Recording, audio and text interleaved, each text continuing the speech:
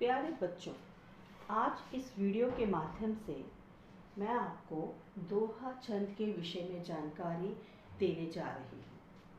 संत कबीर की साखियों को पढ़ने से पूर्व आपने अपनी पाठ्य पुस्तक में संकलित पाठ प्रवेश अवश्य पढ़ा होगा और उसे पढ़कर आपको संत कबीर की काव्यगत एवं शिल्पगत विशेषताओं का जो है वो पता चल गया होगा। उनके संत कबीर की रचनाओं की जो काव्यगत और शिल्पगत विशेषताएं हैं उनके बारे में आपको जानकारी जो है वो हो गई होगी।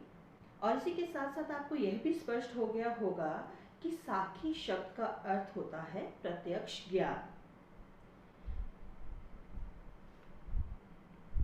इसी के साथ ये बात भी स्पष्ट हो गई होगी कि संत कबीर के दोहे जो हैं वो अनुभव ज्ञान पर आधारित हैं।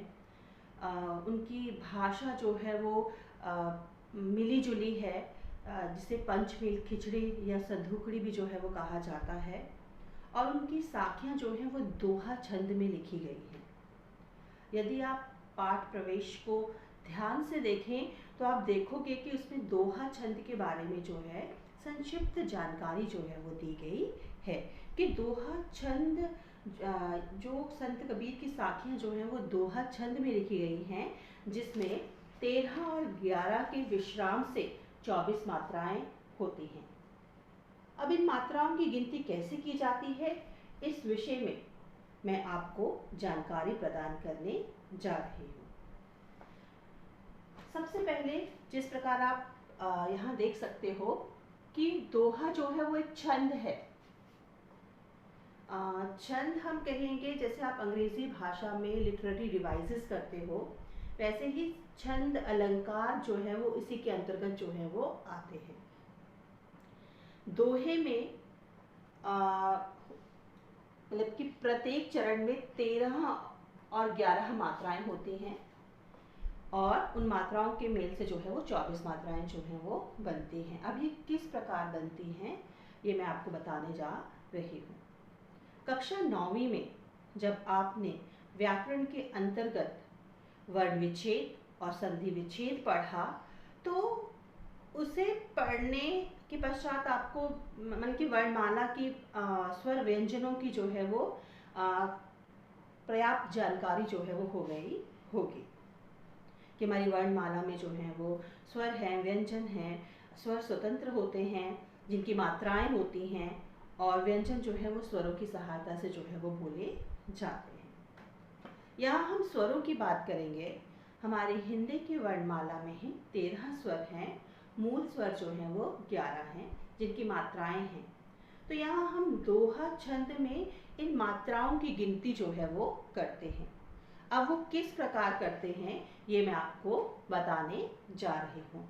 यहाँ देखिए, यहाँ मैंने 13 के 13 स्वर जो हैं वो क्रमांश जो हैं वो लिख दिए हैं।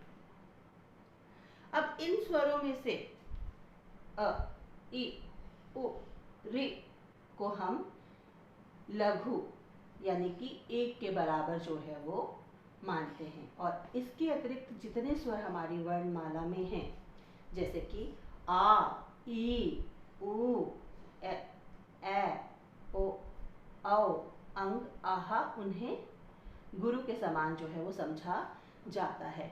गुरु को हम 2 के बराबर जो है वो मानते हैं। अब यहाँ देखिए कि मैंने संत कबीर का एक दोहा लिया हुआ है। सुखिया सब संसार है, खाए अरु सोवे, दुखिया दास कबीर है, जागे अरु रोवे। अब यहाँ पर इस दोहे में 2 चरण हैं और दोनों चरणों में ये विराम मतलब यहाँ पे विश्राम जो दिया गया है, विश्राम को हम विराम चिन्ह कहते हैं। यहाँ पे अल्प विराम जो है वो आपको देखने को मिल रहा है, जो कि आपको प्रत्येक दोहे में जो है वो देखने को मिलेगा। अब हम मात्राओं की गिनती करेंगे।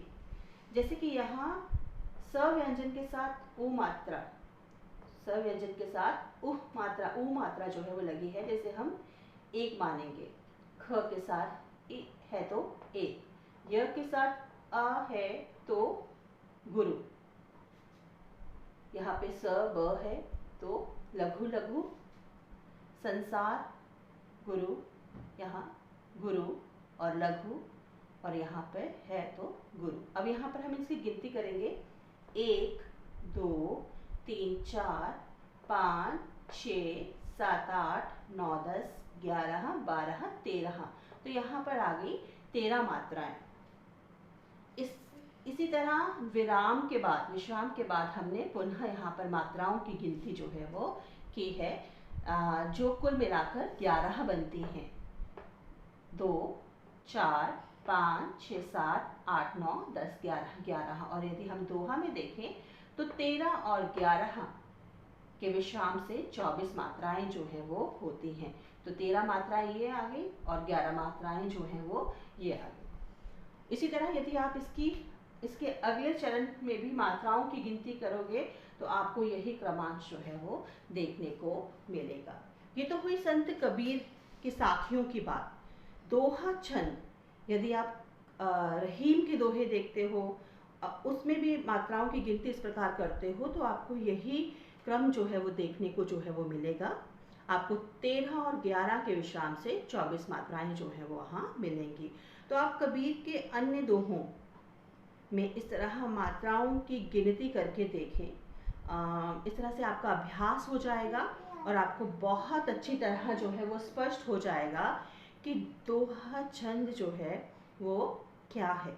ठीक, धन्यवाद।